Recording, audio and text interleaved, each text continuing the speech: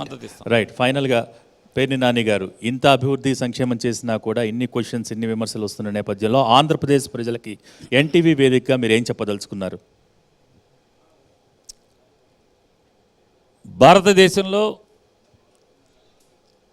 ఏ రాష్ట్రానికంటే కూడా మనం మిన్నగా అభివృద్ధి, సంక్షేమం, విద్య, వైద్యం ఈ 4 రంగాల్లో భారతదేశంలో ఏ రాష్ట్రం కూడా పోటీ పడని స్థితిలో ఆంధ్రప్రదేశ్ రాష్ట్రాన్ని పరుగు పెట్టిస్తున్నటువంటి జగన్మోహన్ రెడ్డి గారి నాయకత్వాన్ని మరొకసారి అవకాశం ఇవ్వండి.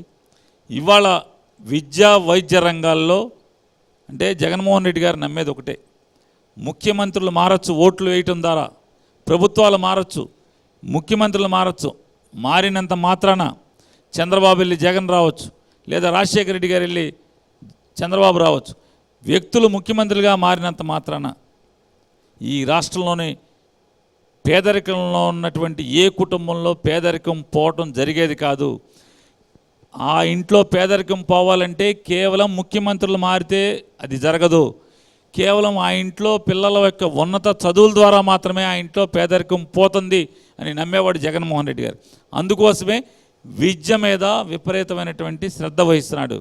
కాబట్టి ఈ రాష్ట్రంలో పేదరికం పోవాలంటే ఆంధ్రప్రదేశ్ రాష్ట్రంలో ప్రతి ఇంట్లో బాగా చదువుకున్నటువంటి కూలికెళ్ళే అవకాశం ఉండకుండా భవిష్యత్తులో మరో 10 ఏళ్లలో 15 ఏళ్లలో కూలి పనులకు వెళ్ళే అవకాశం లేకుండా ప్రతి ఇంట్లో ఉన్నత చదువులు చదివినటువంటి పిల్లలు ఉండాలి.